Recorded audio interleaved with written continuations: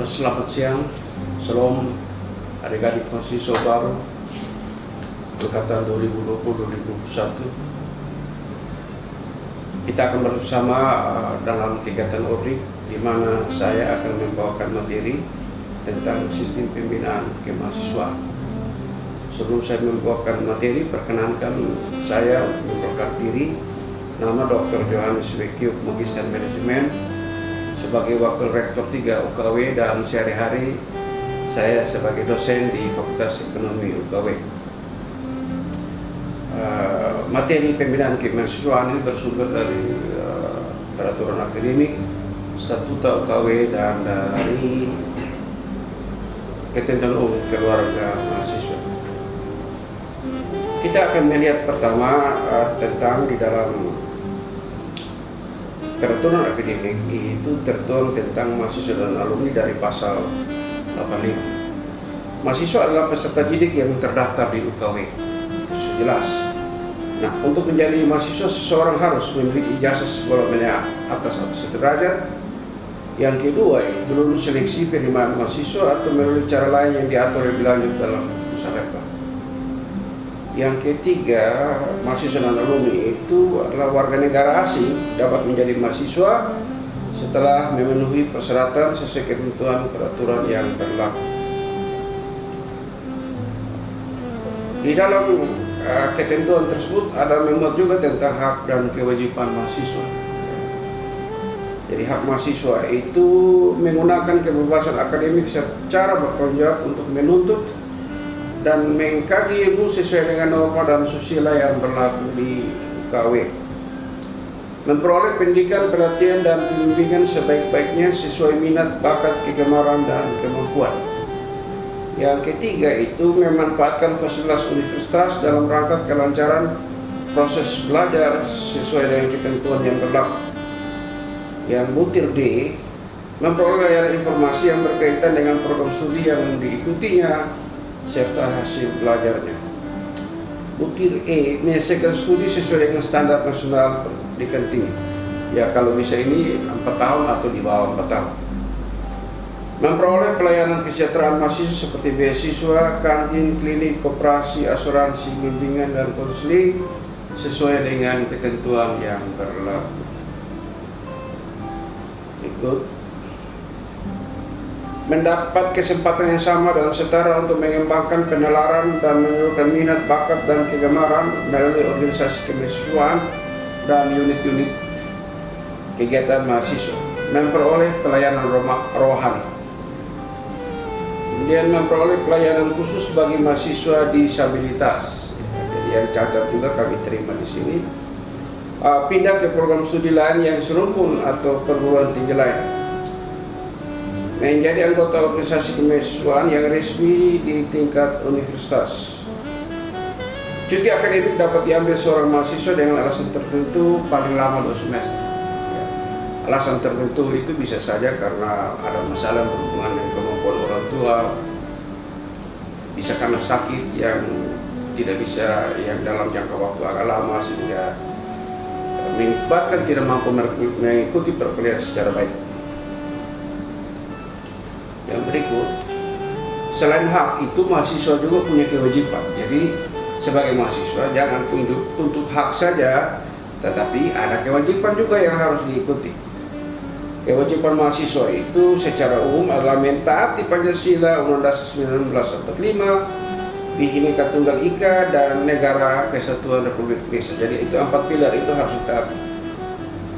Menjaga integritas sivitas akademika dan mempertahankan kehormatan, menjaga kewibawaan dan nama baik universitas, gereja bangsa, dan negara kesatuan Republik Indonesia. Ya, menjaga itu dan seterusnya. Jadi jangan lupa bahwa ini universitas Kristen, bahwa kehadiran kalian itu mencerminkan citra Allah. Tinggi iman, tinggi ilmu, dan tinggi pengabdian. Menjaga integritas pribadi sebagai calon intelektual dan cendekiawan, merasakan nilai kasih, kebenaran, kejujuran intelektual, dan kepribadian nasional. Ikut menanggung biaya penyelenggaraan pendidikan kecuali bagi mahasiswa yang dibebaskan dari kewajiban tersebut sesuai dengan peraturan yang berlaku, ikut menanggung. Jadi ada bayar macam-macam itu, uang pembangunan, bayar SPP, uang SKS, kecuali dia dibebaskan. Dalam hal ini misalnya memperoleh beasiswa. Ikut serta mengembangkan universitas dalam segala aspek. Artinya kewajiban kalian mengembangkan universitas. Tentu hal-hal baik yang ada di universitas itu perlu ditingkatkan dengan kehadiran adik-adik semua. Membantu dan berprestasi dalam penyelenggaraan program akademik dan non-akademik universitas secara baik dan teratur. Jadi artinya kalau kuliah itu jangan sampai IP paling tinggi 4. Diharapkan kalian lulus kalau di S1 itu di atas 5 itu cum laude dengan pujian. Nah, berusahalah lulus dengan nilai tertinggi, berusahalah. Jadi jangan hanya kuliah untuk dapat kartu mahasiswa. Jadi kalau orang di kampung sana tanya, oh saya mahasiswa di fakultas ada kartu mahasiswanya, mau menunjukkan bahwa dia mahasiswa padahal kuliah sudah betul ya. Pengalaman saya itu bahwa ada mahasiswa yang dapat nilai rendah dan dia kasih tahu nilai dari A, B, C, D, E paling rendah. Ketika dia dapat E, dia bilang orang tua, bapak mama ini E paling tinggi. Jadi orang tua karena begitu bangganya berlutut dan berdoa, Tuhan tolong kok saya kok anak kasih nilai E terus. Nah ini kan celaka. Memang tuh semua ketentuan berlaku demi terbentuknya suasana proses belajar mengajar yang baik. Ya ini misalnya masuk kampus tuh biasanya ada aturan tidak boleh pakai kaos leher bulat. Kemudian kalau ada kuliah itu tepat waktu masuk sebelum jam sudah masuk. HP dimatikan supaya jangan sampai pada saat kuliah itu mengganggu perkuliahan. Nah, menaati peraturan tata tertib administrasi yang berlaku itu tadi sudah mengikuti menjaga dan tata tertib kehidupan kampus, ikut memelihara sarana prasarana kebersihan, ketertiban dan keamanan kampus. Artinya kalau untuk tempat duduk ya tempat duduk, jangan sampai meja itu menjadi tempat duduk, angka naik kaki di meja itu kan kurang bagus. Mengenai ilmu pengetahuan, teknologi dan seni, ya menjunjung tinggi kebudayaan nasional dan daerah. Pelaksanaan mematuhi semua ketentuan berlaku demi terbinanya. Jadi ada aturan-aturan menyangkut cara kuliah, cara berpakaian macam-macam itu harus diikuti dengan baik supaya semua proses belajar mengajar itu bisa berjalan dengan baik. Tata tertib, menjaga tata kehidupan kampus, ikut memelihara sarana prasarana tadi sudah. Saya tadi sudah ya, menghargai ilmu pengetahuan. Seluruh ketentuan menyangkut hak dan kewajiban manusia itu ada dalam keputusan rektor. Nah, sebagai mahasiswa itu ada yang dinamai aktivitas mahasiswa ada dalam lembaga kemahasiswaan. Peranan lembaga kemahasiswaan itu sebagai wadah keluarga mahasiswa untuk melaksanakan fungsi dan peranannya di dalam lingkungan Universitas Kristen Artawacana. Lembaga kemahasiswaan itu mempunyai fungsi dan peranan sebagai wahana untuk membina persaudaraan dan sikap mahasiswa intelektual mahasiswa yang bertanggung jawab. Ya, jadi ada kata penting di situ yang bertanggung jawab untuk mewujudkan tujuan perguruan tinggi pada umumnya dan UKW pada khususnya. Jadi namanya bertanggung jawab itu bertanggung jawab kepada diri sendiri, bertanggung jawab kepada universitas, bangsa dan negara, dan terutama bertanggung jawab kepada Tuhan. Jadi lembaga kemahasiswaan itu jangan dijadikan tempat untuk mulai desas-desus, adu domba, berkumpul untuk demo dan sebagainya. Kalian datang ke universitas itu untuk belajar, bukan mulai bawa mau kiri kanan, ikut demo kiri kanan, itu dilarang. Lembaga kemahasiswaan itu dalam bentuk di fakultas ada badan pengurus mahasiswa fakultas, dan ada lembaga perwakilan mahasiswa tingkat fakultas, dan ada badan pengurus mahasiswa universitas, badan perwakilan mahasiswa yang berkedudukan di tingkat universitas. Jadi ada BPMF itu di tingkat fakultas, BPMU di tingkat universitas. Nah, selain itu juga ada senat mahasiswa fakultas dan senat mahasiswa universitas. Oke, menyangkut hal-hal yang berhubungan dengan dapat dibaca nanti di dalam ketentuan umum keluarga mahasiswa. Kemudian sanksi, nah ini penting bagi adik-adik semua. Jadi ada hak, ada kewajiban, ada sanksi. Nah ini adalah peraturan akademik bab 12 pasal 39. Ya. Mahasiswa yang melakukan pelanggaran atas ketentuan ketertiban kampus, ketentuan akademik dan administrasi dikenakan sanksi yang bersifat akademik dan atau administrasi berdasarkan tingkat kesalahan yang dibuat. Ya, jadi dalam ada sanksi dalam bentuk lisan, tulisan, ada macam-macam sanksi. Ya. Ada kalau menyangkut administrasi akademik, katakanlah kalau tidak atau dalam belajar mengajar kalau sekian kali kuliah tidak diikuti itu tidak bisa ikut ujian semester dan sebagainya. Sanksi akademik ya ini ada di bawah. Dikeluarkan dari tempat ruangan kuliah. Ya ini misalnya dikeluarkan ini dari ruang kuliah karena selama kuliah itu adik-adik tidak menunjukkan kerjasama yang baik. Dari nah mungkin main HP lah, HP bunyi, atau pada saat ujian itu lihat buku mungkin. Praktikum dan atau ujian dilarang mengikuti kuliah atau ujian, dikurangi nilainya. Jadi bisa saja dilarang mengikuti ujian. Karena apa? Ya nyontek tadi, tidak percaya pada diri sendiri, tidak belajar dengan baik, malam-malam nonton film-film Korea, nonton film-film yang tidak betul, akhirnya pagi-pagi mengantuk, tidak ingat belajar, datang ketika ujian, mulai sibuk lihat kiri kanan. Nah, yang begitu dosen bisa kasih keluar. Ya. Kalau saya jelas, lihat buku saya kasih keluar. Satu kali saya bilang, kalau siapa lihat buku nyontek, saya kasih keluar. Ya, oke. Dikurangi nilainya, dibatalkan skripsinya. Nah, dibatalkan. Kalau sudah skripsi dan ketahuan bahwa skripsinya itu plagiat, kita bisa batalkan. Ya. Kita bisa batalkan skripsinya. Ya, jadi hati-hati tentang skripsi karena sekarang sudah ada software yang bisa mendeteksi ini skripsi ini tulisan diri kok plagiat. Ya, jadi meskipun sudah dapat ijazah S1 supi bangga-bangga pesta bunuh babi 20-30 ekor dan sapi, begitu ketahuan dia punya skripsi itu plagiat, ijazahnya ditarik kembali. Ya, jadi jangan coba-coba ya.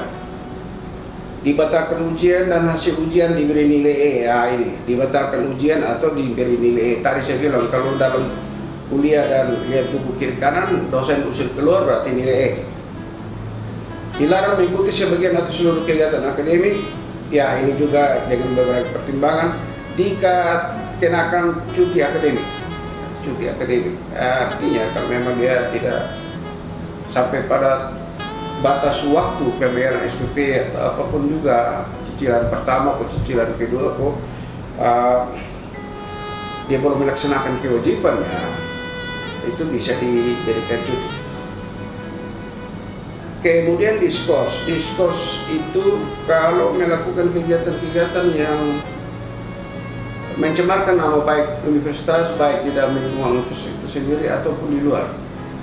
Jadi pergi demo mewakili pakai baju universitas, kemudian pakai baju universitas, kemudian demo-demo di luar sana dalam bentuk radikalisme, ya itu jelas pasti akan kena sanksi. Kalau bukan diskors, dinyatakan putus kuliah atau dipecat.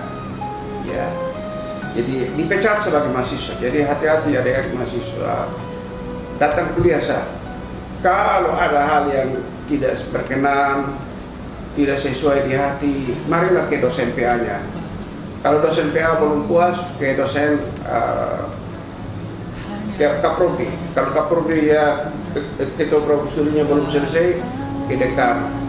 Kalau ke dekan juga masih belum beres, datang ke saya sebagai wakil rektor 3. Jadi ada tingkatannya, jangan langsung ada sedikit masalah di universitas bawa keluar kemana-mana. Nah ini kan membuat nama baik universitas tidak baik.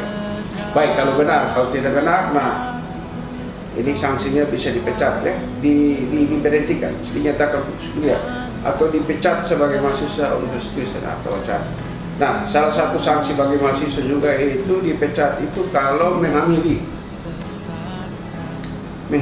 atau dihamili, ya. Jadi menghamili selama kuliah dan menghamili kawan itu pasti akan pecat. Jadi ada baiknya datang itu hanya untuk kuliah saja, untuk macam-macam, ya.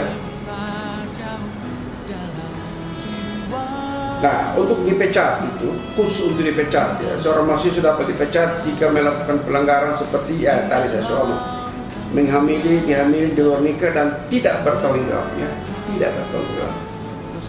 Kalau kalian bertanggung jawab untuk nikah itu kita masih kasih keringanan, tapi kalau suka si hamil habis orang bilang itu bukan beko anak, ini pasti dipecat, ya.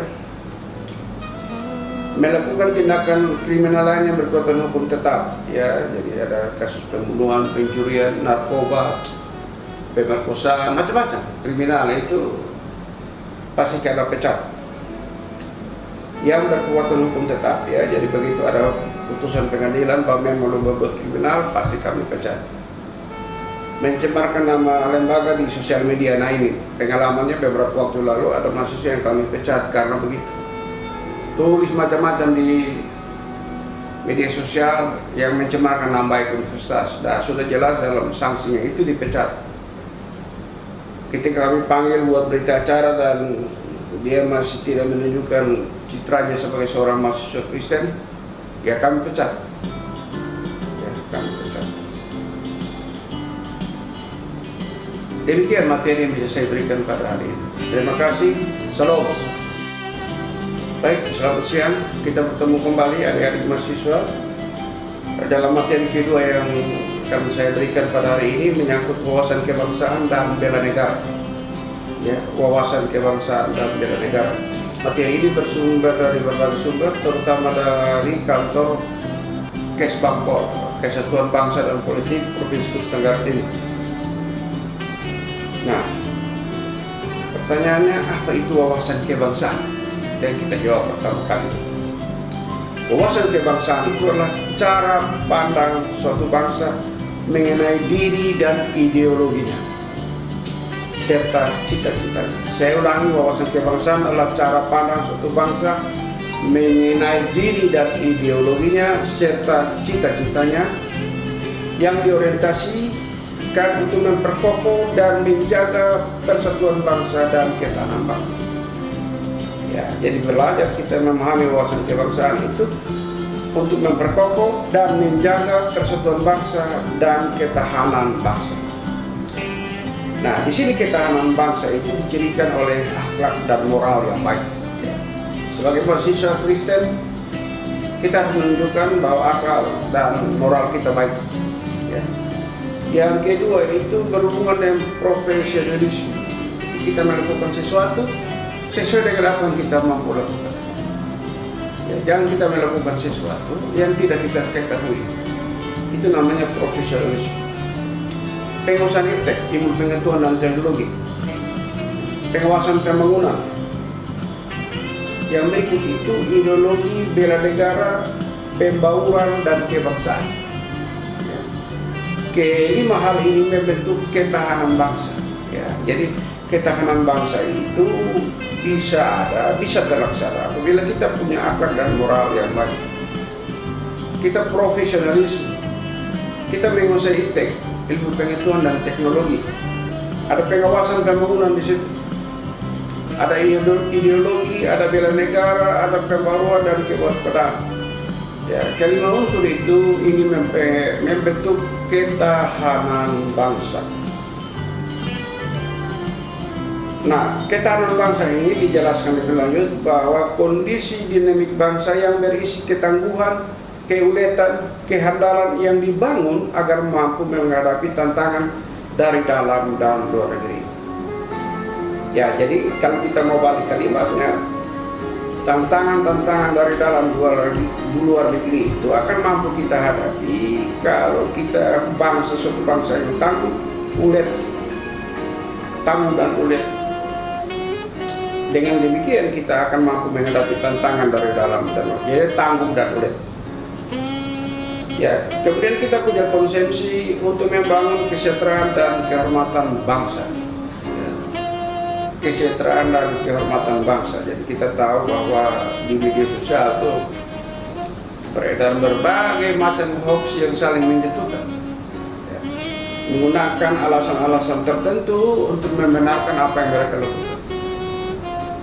Menilai pemerintah ini pemerintah yang berjalan tidak sesuai dengan apa yang diinginkan tanpa ada data yang sesuai.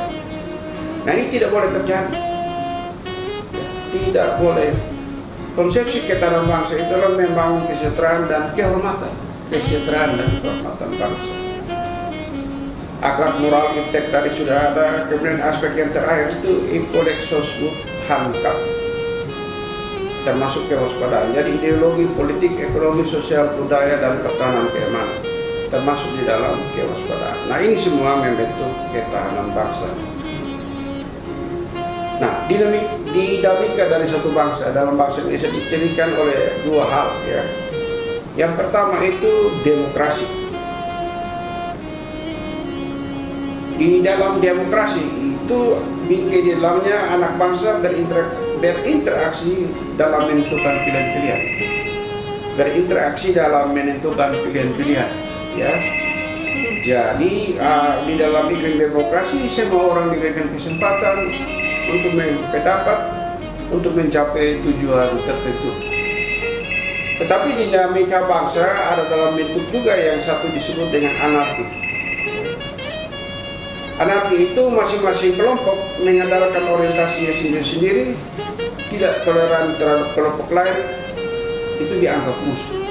Ya, jadi ada kelompok-kelompok tertentu yang mengandalkan orientasi sendiri dan menganggap kelompok lain itu sebagai musuh.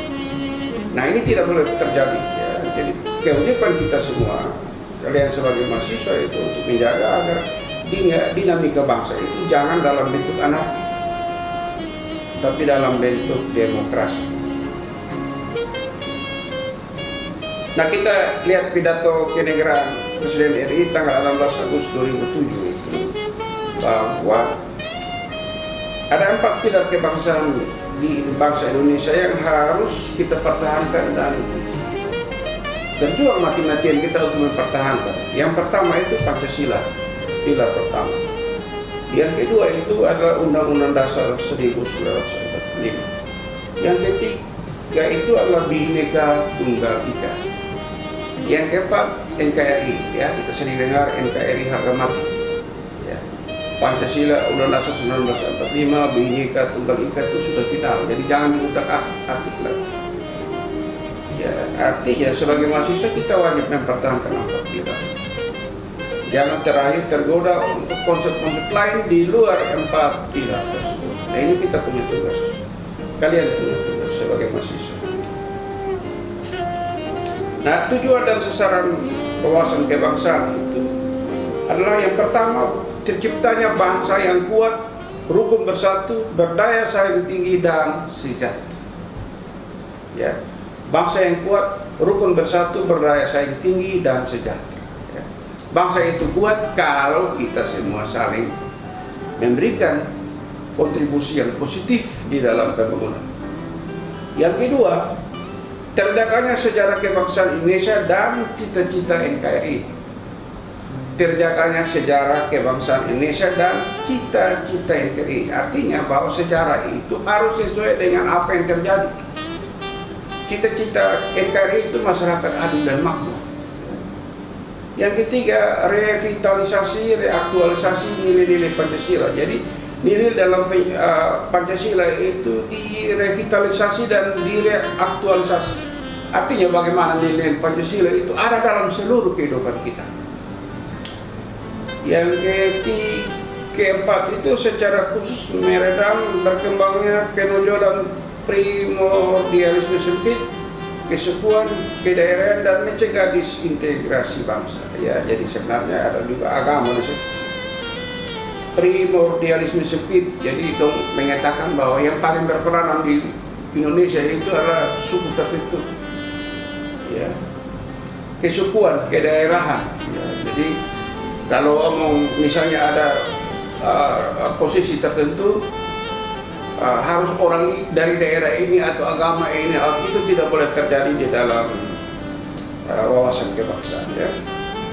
Meningkatkan kualitas penangkal maya demi lestarinya bangsa. Jadi maya itu penangkal maya. Jadi kalau kita bersatu, apapun yang ada himbauan berita-berita hoax, kita tetap bersatu karena kita menyadari bahwa kita sebagai satu bangsa dengan 4 pilar tadi dan bilang NKRI harga mati.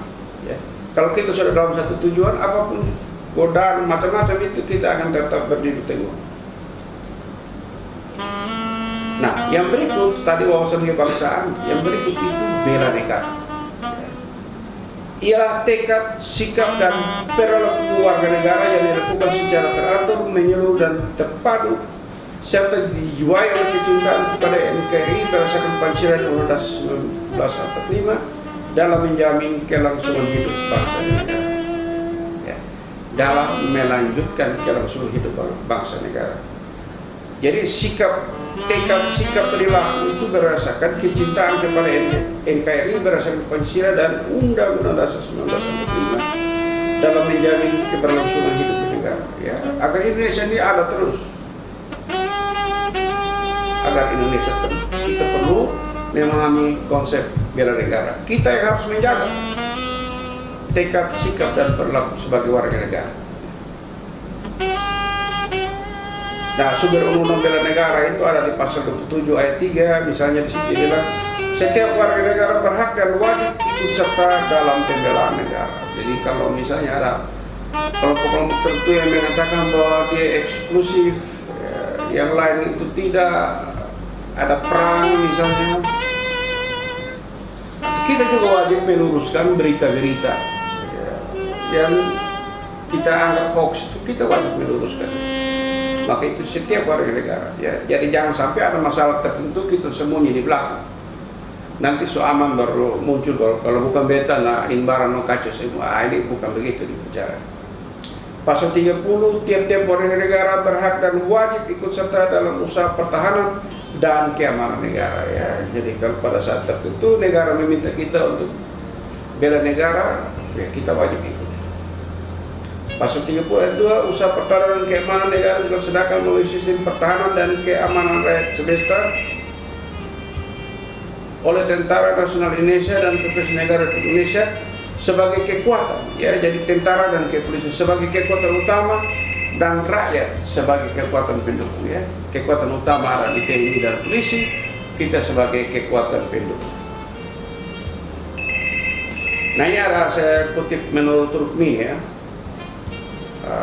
Kesadaran bela negara itu hakikatnya kesediaan berbakti kepada negara dan kesetiaan berkorban membela negara, berbakti dan berkorban.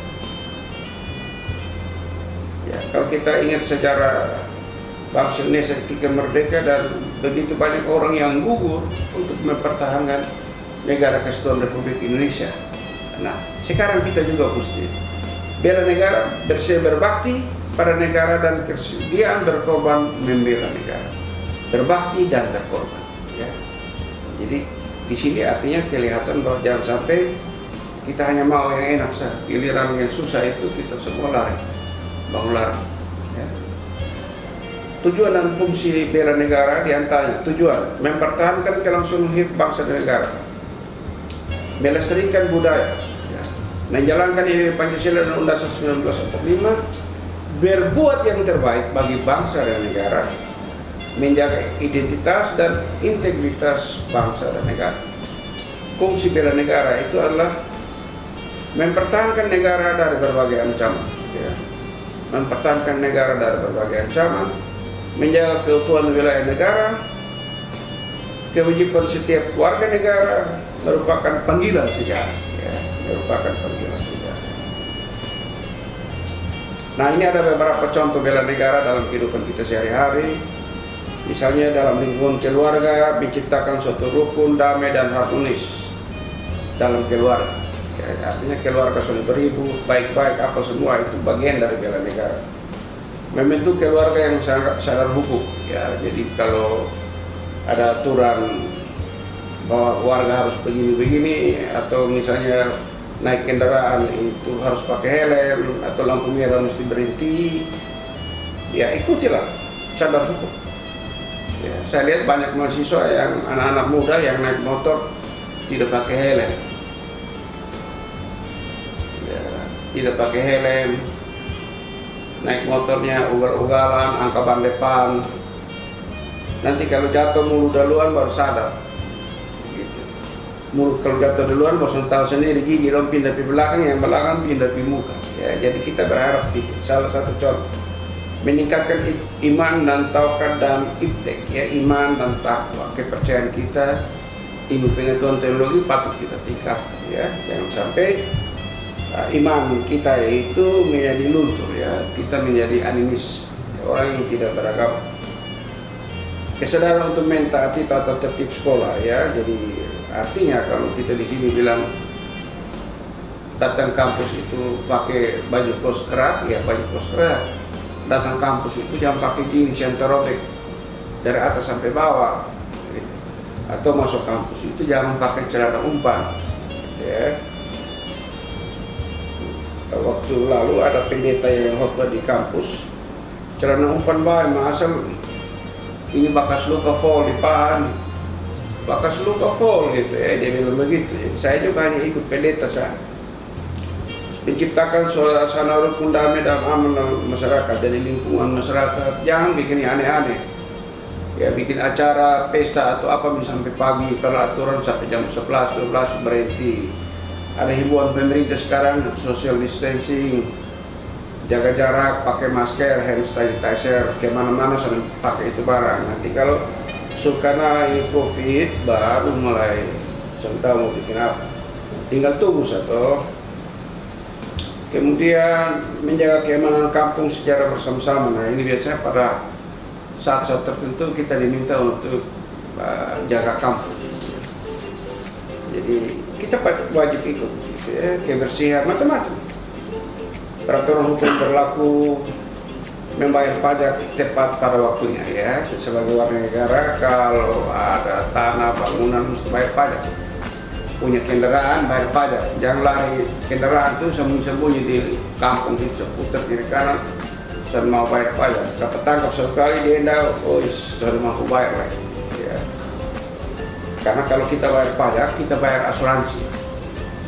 Jadi kalau kita naik kendaraan dan ada kecelakaan atau apa, itu asuransi kita bisa klaim asuransi.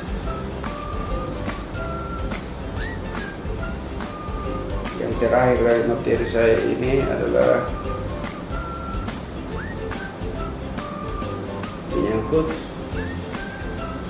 di sini dibilang implementasi konsep bela negara, ya. Yang terakhir itu, jadi di situ ada 4 pilar Pancasila, NKRI, kemudian ada Bhinneka Tunggal Ika, Undang-Undang Dasar 1945. Itu dasar dari proklamasi kemerdekaan Indonesia, ya, berdasarkan 4 pilar tersebut, ya. Kemudian dari 4 pilar tersebut itu untuk mendukung cita-cita negara Indonesia yang merdeka, bersatu, berdaulat, adil dan makmur. Dan tujuan daripada bela negara itu melindungi segenap bangsa Indonesia dan seluruh tumpah darah Indonesia. Kemudian memajukan kesejahteraan umum, mencerdaskan kehidupan bangsa. Yang keempat itu ikut melaksanakan ketertiban dunia yang berdasarkan kemerdekaan, perdamaian abadi dan keadilan sosial. Nah, diharapkan kalau tujuan ini bisa terpenuhi, maka ada kedaulatan politik, ada kemandirian ekonomi. Ya, secara ekonomi bangsa Indonesia tidak tergantung kepada bangsa lain. Yang tercapai membentuk kepribadian bangsa Indonesia, ya, berdasarkan Pancasila dan Undang-Undang Dasar 45. Saya kira demikian. Terima kasih, itu 2 materi yang saya berikan dalam obrik. Mudah-mudahan adik-adik semua nanti untuk memperjelas apa yang telah saya sampaikan bisa membaca dalam berbagai sumber agar bisa kuliah dengan baik tepat waktu, kemudian tidak melanggar aturan-aturan yang berlaku, siap bela negara, agar tujuan masyarakat bangsa Indonesia itu bisa tercapai. Nah, tentu tujuan bisa tercapai bukan hanya peranan pemerintah saja, tapi bagaimana kita seluruh warga negara, baik mahasiswa, siapa saja, dosen, masyarakat umum, harus memberikan kontribusi yang besar, siap rela berkorban untuk bangsa dan negara, demi tujuan bangsa negara untuk mencapai cita-cita negara Indonesia merdeka, bersatu, berdaulat, adil, makmur. Sekian dan terima kasih. Salam. Assalamualaikum warahmatullahi wabarakatuh. Salve, Om Santi, Santi, Sati Om.